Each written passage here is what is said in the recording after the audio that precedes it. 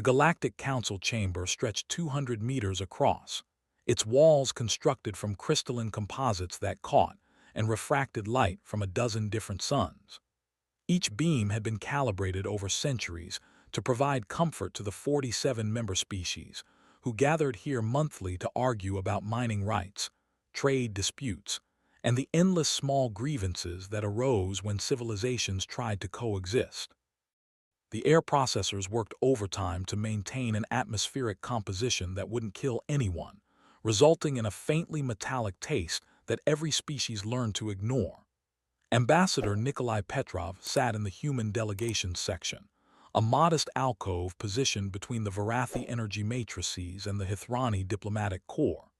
His gray hair and weathered face suggested a man in his late 60s, though he was actually 52. The years of smiling patiently at insults had carved lines around his mouth that made him look perpetually pleasant, an expression that served him well in a chamber where actual conflict was considered barbaric. Across the chamber, Ambassador Thrakos of the Kethral supremacy was concluding his address. The Kethral stood nearly 3 meters tall, his segmented carapace gleaming like polished bronze under the mixed lighting. Forearms gestures with practiced eloquence as his translator rendered his clicking speech into smooth council standard. The supremacy's position is clear, Thrakos announced. Human expansion into the Tertius sector represents an unacceptable encroachment on traditional Kethral territory. We demand that all human mining operations in systems K447 through K455 be dismantled within 90 days. Petrov didn't react. He had learned long ago that reactions only encouraged people like Thrakos. The Kethral had been making these demands for 18 months now, each one slightly more aggressive than the last. The pattern was familiar to anyone who studied history, a powerful military species testing boundaries, seeing how far they could push before meeting resistance. The problem was that humanity kept yielding ground. The human delegation wishes to respond, Council Speaker Meridath inquired. The Hithrani's triple-jointed neck curved in Petrov's direction, her large eyes reflecting genuine curiosity. Meridath had been mediating disputes for 40 years, and she had learned to read most species fairly well. Humans remained somewhat opaque to her, always polite and accommodating, never revealing what they actually thought. Earth acknowledges the supremacy's concerns, Petrov said, his voice carrying the practiced neutrality of a man who had made similar statements hundreds of times. We propose a joint survey of the disputed systems to establish historical use patterns. Based on those findings, we're prepared to negotiate a reasonable compromise. Thrakos' mandibles clicked in what his species considered laughter. Another survey, another committee, another 6 months of human ships extracting resources while we discuss definitions of reasonable. The supremacy grows weary of these delays, Ambassador. Then perhaps the supremacy should accept our offer to purchase the disputed mining rights at fair market rates, Petrov replied. We've made that proposal 3 times now. The supremacy does not sell what is already ours. The debate continued for another hour, following the same circular pattern it always did. The Kethral demanded. The humans offered compromise. Other council members made suggestions that satisfied no one. Eventually, Meridath called for a vote on establishing yet another fact-finding committee, which passed by a narrow margin. The Kethral abstained in protest. Humanity voted in favor and thanked the council for its wisdom. It was all very civilized. What none of them saw was the encrypted message that appeared on Petrov's portable display during the vote. It was a single line from Earth's Ministry of Colonial Affairs. New Vladivostok reports Kethral patrol vessels conducting aggressive maneuvers within inner system. Third incident this week. Colonists requesting military protection. Petrov closed the message without responding. He knew what Earth's response would be, because it was the same response they had given for 2 centuries. Maintain diplomatic posture, avoid escalation, trust the council process. He also knew, with the certainty of a man who had spent 30 years in the military before becoming a diplomat, that the council process was going to fail. The Kethral weren't interested in compromise. They were interested in seeing if humanity would fight back. They were about to find out. Petrov had been born on Earth during the last decade of the Resource Wars, in a refugee camp outside what used to be Kiev. His earliest memories were of his mother teaching him to recognize the sound of different artillery shells, so he would know how much time he had to reach shelter. He had joined the military at 16, lying about his age, because soldiers got better rations. By 20, he was a lieutenant commanding a mechanized infantry unit in the Siberian front, where 3 different factions were fighting over control of rare earth mineral deposits. He learned 2 things during those years. First, that humans were terrifyingly good at killing each other when they decided it was necessary. Second, that being good at violence didn't mean you should choose it. When the Unification Treaty finally ended the Resource Wars, Petrov had been 24 and thoroughly sick of combat. He used his military benefits to attend university, studied xenopsychology and diplomatic theory, and eventually joined Earth's nascent foreign service. When humanity made first contact with the Council 40 years ago, he was among the first wave of diplomats sent to represent Earth's interests. He had spent 3 decades building humanity's reputation as a species more interested in trade than territory, more focused on profit than prestige. It wasn't entirely an act. Earth's population had stabilized, their resource extraction had become sustainable, and the traumatic memories of the resource wars made most humans genuinely prefer negotiation to conflict. But preference wasn't the same as inability, and Petrov had never forgotten the distinction. The attack on New Vladivostok came 6 weeks after the council session, during what would later be described in official reports as a period of elevated tensions. The Kethral had increased their patrol presence in the Tertius sector, often coming within orbital distance of human colonies. They had begun boarding human merchant vessels for safety inspections that could last for days. Several human mining operations had been warned that their presence was provocative and that the supremacy could not guarantee their safety. The colonists on New Vladivostok had been on edge for months, but they were miners and engineers, not soldiers. When 6 Kethral warships emerged from faster-than-light travel at the edge of their system, they sent distress signals to Earth and activated their emergency shelters. The colony was built into the crust of a large moon, protected by 30 meters of rock that could withstand micrometeorite impacts and radiation storms. It could not withstand kinetic impactors moving at 17% of light speed. The Kethral bombardment lasted 40 minutes. 17 impactors, each one causing an explosion equivalent to several hundred megatons. The moon's crust turned molten in 9 locations. The colonial infrastructure underneath, living quarters, mining equipment, hydroponics facilities, schools, hospitals, simply ceased to exist. 340,000 people died within the first 10 minutes. The remaining 30,000 survived another hour in damaged emergency shelters before their life support systems failed. Covenant fell the same day. The agricultural colony had been humanity's pride, a garden world where earth crops had been successfully introduced to alien soil. The Kethral used viral agents designed to target earth-based biology. The crops died first, then the livestock, then the colonists who had breathed in spores that their immune systems couldn't process. 42,000 dead over 6 hours. Waystation Lakshmi was a trading hub, a civilian station that serviced merchant vessels passing through the sector. 400,000 people lived there, representing 17 different species. The Kethral destroyer that attacked it sent a warning. All non-humans had 30 minutes to evacuate. Most made it to the escape pods. Then the destroyer opened fire with plasma cannons until the station's fusion reactors failed. The explosion was visible from 11 light-years away. Total casualties, 812,000, including 73,000 non-humans. The entire operation took 9 hours. Torvin Kelsh was analyzing trade data in his office on the Keldan homeworld when news of the attacks reached Council space. He was 47 years old, had worked in economic intelligence for 22 years, and had a wife and 3 children living in a settlement near the Kethral border. His job was to identify patterns in galactic trade that might indicate economic instability, resource shortages, or other factors that could affect Keldan interests. He had been studying human trade patterns for 6 months, and something about them had been bothering him. The numbers were wrong. Human merchant vessels carried an extraordinary amount of low-margin cargo to remote systems, operating at what should have been a loss. Their routes made no economic sense unless you assumed they were doing something other than trading. Torvin had written a preliminary report suggesting that human merchants might be engaging in intelligence gathering, but his supervisor had dismissed it.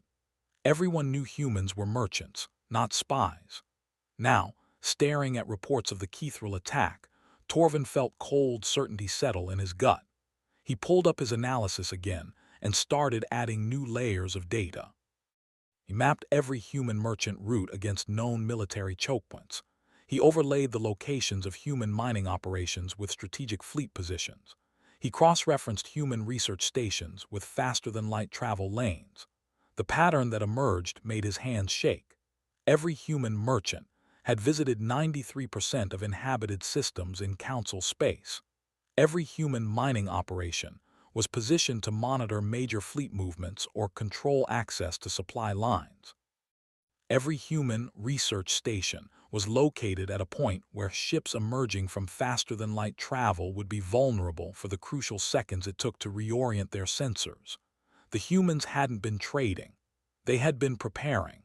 Torvin compiled his findings into a report and sent it to his supervisor with a priority flag. Then he sent a copy to Keldan military intelligence. Then he sent a third copy directly to his government security council with a note that simply said, "I think we should be very careful about how we respond to the Kethral situation." 3 days later, he received a polite message thanking him for his diligence and assuring him that his concerns had been noted and forwarded to the appropriate committees for consideration. Torvin looked at the message for a long time. Then he purchased tickets for his entire family on a transport heading to the inner Keldan systems, as far from the Kethral border as he could get. His wife asked why they were suddenly relocating. He told her he had a feeling that the border regions were going to become uncomfortable in the near future. He didn't tell her that he suspected humanity was about to demonstrate why apex predators were called apex predators. The council emergency session was chaos. 47 species, each with their own diplomatic protocols and communication styles, all trying to speak at once. The Varathi representative, a being of pure energy contained in a crystalline matrix, was demanding immediate sanctions against the Kethral. Several species were calling for military intervention. Others were suggesting that perhaps the humans had provoked the attack somehow, that maybe if everyone just calmed down and discussed this rationally. Ambassador Thrakos stood in the center of the chamber, his carapace polished to a mirror sheen, and expressed regret about the unfortunate incident. The Supremacy received intelligence indicating that human military installations were being constructed in the Tertius sector, he said, his translator rendering his clicks into sympathetic tones. Our actions were preemptive self-defense, entirely legal under Council Charter provisions regarding imminent threats. We have now investigated thoroughly and found no such installations. The intelligence was provided by sources we considered credible. The Supremacy accepts responsibility for this error and is prepared to offer reparations of 12 million credits to the families of the deceased.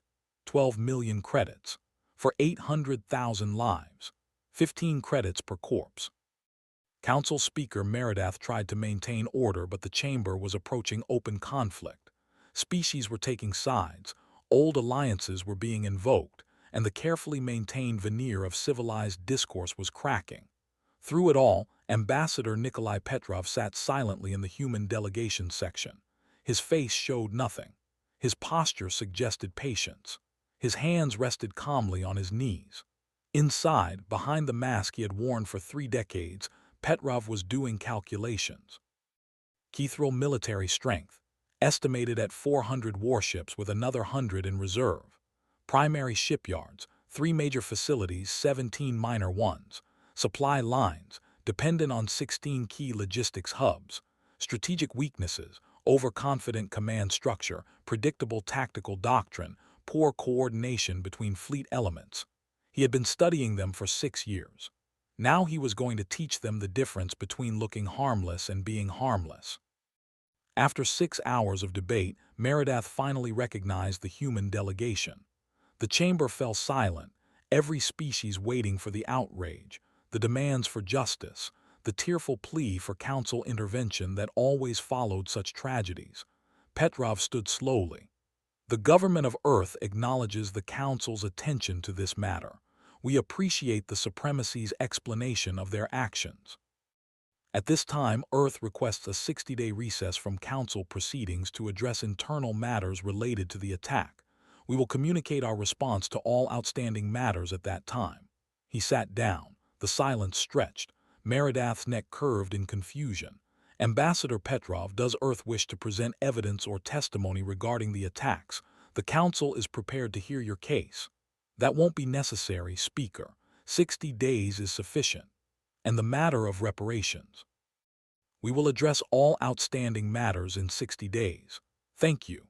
Petrov gathered his materials and walked out. Behind him, the council erupted again, this time in confusion rather than outrage. The Varathi representative suggested humans might be in shock. A Hithrani psychologist noted that some species process grief through withdrawal. Thrakos seemed satisfied that humanity had accepted its place in the natural order. None of them noticed that every human ship in council space began moving toward Earth that same day. Merchant vessels abandoned profitable contracts mid-delivery. Research stations powered down experiments and evacuated personnel. Even human tourists scattered across 100 worlds suddenly cut their trips short and booked passage home. Within 10 days, there wasn't a single human outside Earth's sphere of influence. The silence that followed was unprecedented. For 40 years, humanity had been a constant presence in galactic affairs. Human merchants had carried cargo everywhere. Human scientists had collaborated on research projects. Human diplomats had attended every tedious committee meeting. They were the background noise of council civilization. Now they were gone, and their absence was deafening. The human fleet that emerged on day 58 didn't come from some hidden construction facility. It came from everywhere. 380 warships appeared on council sensors simultaneously, emerging from faster-than-light travel at 17 different locations across Kethral space. They were an odd assortment, clearly not a purpose-built military force. Many of the vessels had the blocky, utilitarian design of cargo haulers. Others looked like the mobile drilling platforms that humans used for asteroid mining. A few appeared to be modified passenger liners. But every single one of them was armed, shielded, and moving with the precise coordination of a military formation. The lead vessel broadcast a simple message. The United Human Systems Fleet is engaging in bilateral operations with the Kethral supremacy. All neutral parties are advised to avoid the combat zone. Regular council business will resume upon completion of our objectives. The Kethral military outnumbered the human fleet by almost 4-1. They had larger warships, more advanced weapons, and centuries of combat experience. By every conventional measure, they should have crushed the human force within days. The first engagement occurred at the Kethral military outpost of Threshold, a fortified space station guarding the approaches to their industrial heartland. 50 Kethral warships moved to intercept the human task force, confident in their numerical superiority. The battle lasted 9 minutes. The humans had studied Kethral tactical doctrine for decades. They knew how the supremacy's military thought, how they deployed, how they reacted to threats.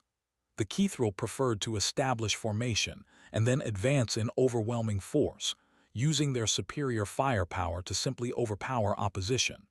The humans didn't let them establish formation. They came in fast, using their merchant vessels' powerful engines to close distance at accelerations that would have killed a Kethral crew. They split their forces, attacking from multiple vectors simultaneously. Their cargo containers opened to reveal missile pods that saturated Kethral point defenses. Their mining platforms deployed drilling lasers originally designed to cut through asteroids, and just as effective at cutting through armor plating. The Kethral lost 32 ships in those 9 minutes. The humans lost 11.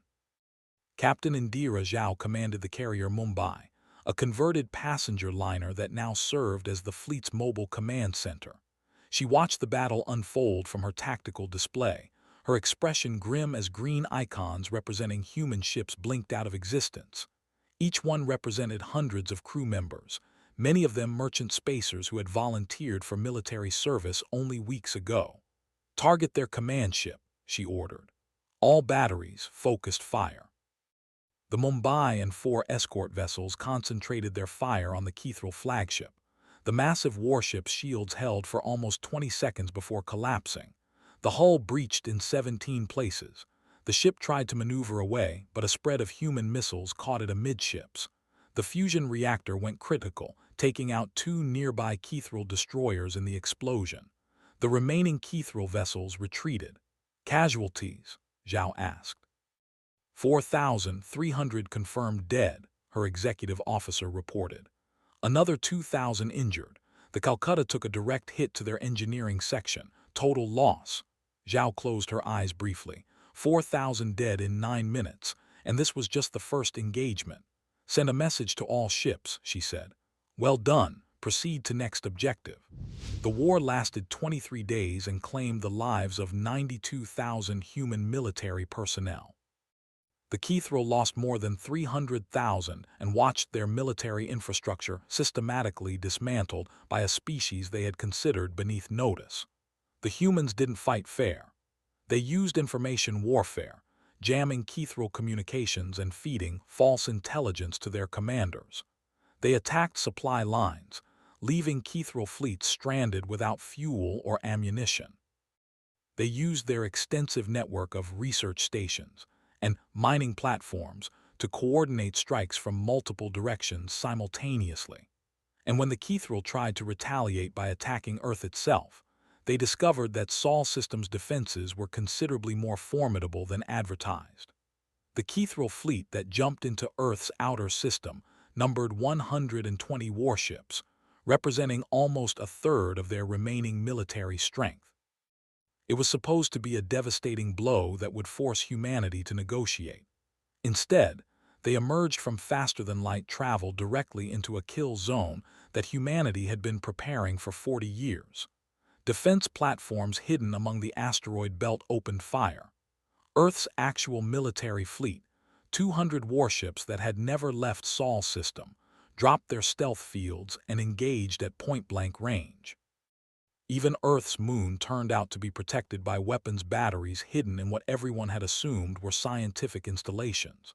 The Kethral lost 97 ships in 40 minutes. The remaining 23 retreated, their commanders finally understanding the magnitude of their mistake. Ambassador Petrov watched the battle from Earth's Strategic Command Center, his face impassive as the casualty reports came in. 57,000 Kethral dead in 40 minutes. He felt nothing. No satisfaction, no remorse, just a cold understanding that this was the price the Kethral had demanded. In the council chamber, the emergency session had been running continuously for 3 weeks. Ambassador Thrakos stood before the gathered species, his carapace cracked and dull, and begged for intervention. "They are exterminating us," he said, and for the first time his translator conveyed genuine fear. "Our military is shattered. Our shipyards are destroyed. They show no mercy, no willingness to negotiate. The council must act." Meridath had aged visibly over the past 3 weeks. Her species lived for 2 centuries, but the stress of watching a war unfold while the council remained paralyzed had taken its toll. Ambassador Petrov has not responded to any communication. "Earth's borders are closed to all traffic. We have no way to negotiate." "Then force them to negotiate," Thrakos demanded. "Send a council military force. Impose sanctions. Do something." But they all knew the truth. The council had no military force capable of challenging humanity. The species that could match Earth's military strength had no interest in intervening on behalf of the Kethral, who had spent centuries intimidating their neighbors. and economic sanctions were meaningless against a species that had already withdrawn from galactic trade. The Council was powerless, and everyone knew it. On day 23, with Kethral military capacity reduced to less than 15% of pre-war levels and their industrial base in ruins, the Supremacy requested a ceasefire. The human response was 3 words: unconditional surrender only. Thrakos had no choice. The terms were harsh but not genocidal. Kethral military forces would be reduced to a purely defensive fleet numbering no more than 40 vessels. All territory taken by force in the last century would be returned to its original occupants. The Supremacy would pay reparations, not to Earth alone, but to every species they had intimidated or exploited using military superiority. The payments would continue for 30 years, and humanity would maintain monitoring stations in Kethral space to ensure compliance. The Supremacy signed the surrender on day 25. 2 days later, Ambassador Nikolai Petrov returned to the council chambers. He walked to the human delegations section carrying his materials, wearing the same patient expression he'd always had. The council stared at him. Some delegates looked frightened. Others looked angry. A few looked something that might have been respect, though it was the kind of respect one showed to a dangerous predator. "The government of Earth apologizes for our absence," Petrov said calmly. "We have resolved the matters that required our attention. Humanity is prepared to resume normal council participation." The chamber was silent. Council Speaker Meridath's neck curved into a shape that suggested extreme stress. "Ambassador Petrov, the council requires an explanation. The Kethral Supremacy attacked our colonies. We responded. The matter is resolved. You deployed a military fleet that exceeded all council intelligence estimates. You prosecuted a war with strategic sophistication that suggests decades of planning. You demonstrated capabilities you never revealed during any council military survey. Earth maintained defensive capabilities, as is our right under council charter. We saw no reason to advertise them. You deliberately deceived the council about your military strength. No, Speaker, we simply allowed you to believe what you wanted to believe. There is a difference." Thrakos rose from his seat, diminished in every way. "You planned this. You wanted us to attack so you would have justification." Petrov turned to look at the Kethral, and something cold flickered behind his diplomatic mask. "Ambassador Thrakos, we spent 40 years trying to avoid this. We joined your council. We played by your rules. We compromised when you demanded it and yielded ground when you pressed. We did everything possible to coexist peacefully." He paused. "But you saw our restraint as weakness. You thought you could kill 800,000 of our people without consequences. You were wrong. The consequences are the ruins of your military and the knowledge that Earth will never again trust your species to honor civilized norms. Earth moves," Petrov continued, "that the Council recognize the Supremacy's surrender terms and incorporate them into Council law. All species have the right to defend themselves proportionally against acts of aggression. What constitutes proportional response shall be determined by the defending species, not the Council." The Varathi representative's energy matrix flickered. "That essentially legalizes unlimited retaliation." "It acknowledges reality," Petrov said. "The Council had 40 years to establish meaningful deterrence against aggressive military actions. You chose not to. Perhaps you'll reconsider that choice." The motion passed. 34 species voted in favor, 9 opposed, 4 abstained. The Kethral Supremacy was not permitted to vote on matters concerning its own surrender. Humanity remained in council space, and within a year, most things returned to normal. Human merchants resumed their trade routes, though now everyone understood those routes mapped potential battlefields. Human scientists returned to research stations that could become weapons platforms with a few hours' work. Human diplomats attended committee meetings and smiled politely at minor insults, but now everyone knew what lay behind those smiles. The illusion of harmlessness was gone, replaced by the understanding that humanity's peace was a choice, not a limitation. Torvin Kelsh read the casualty reports in his new home in the inner Keldan systems and thought about his analysis sitting unread in some bureaucrat's files. He had been right. The humans had been preparing for decades, mapping the galaxy like generals preparing a battlefield. He wondered if they had always planned to reveal themselves, or if the Kethral attack had forced their hand. He suspected it was the latter. Humanity seemed genuinely interested in peace. They just weren't willing to accept peace at any price. His children played in the yard outside, unaware of how close they had come to living in a war zone. Torvin watched them and felt grateful that someone in power had finally learned the right lesson, that some species were more dangerous when they looked harmless than when they showed their teeth. 20 years after the war, when the Virin Collective made aggressive moves toward human mining operations in the outer systems, they received a simple message from Earth. We would prefer to resolve this diplomatically. However, we are prepared to provide alternative demonstrations if required. Choose wisely. The Virin chose diplomacy. The council chambers remained beautiful, with their crystalline walls and carefully calibrated light. But now, when ambassadors looked at the human delegation's modest section, they saw something different. They saw a species that could have conquered the galaxy but chose to join it instead. They saw merchants and scientists and diplomats who were also soldiers, generals, and strategists. They saw humanity as it actually was. Civilized because they chose to be, peaceful because they preferred it, but neither civilized nor peaceful because they had to be. And they were very, very careful never to give Earth another reason to make a different choice. Nikolai Petrov served as Earth's ambassador for another 8 years before retiring at age 60. His replacement was a woman named Keiko Tanaka, who had fought in the Kethral War as a frigate captain. She smiled just as patiently at insults, compromised just as readily on minor matters, and voted just as consistently with council majorities. But when she smiled, everyone remembered the ruins of the Kethral military and understood what that smile meant. We choose peace today. We might choose differently tomorrow. Your behavior determines which choice we make. The galaxy remained mostly peaceful. Disputes were negotiated, treaties were honored, and the council continued its endless debates about mining rights and trade regulations. But everyone understood the new rules, spoken and unspoken.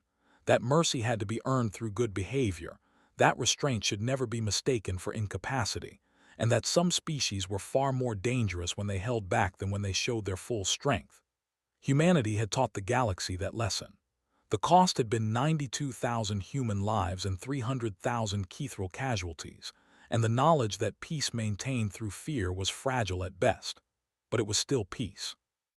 And for species like humanity who remembered what total war looked like, even fearful peace was preferable to the alternative. The choice remained theirs to make. So far, they kept choosing peace. So far.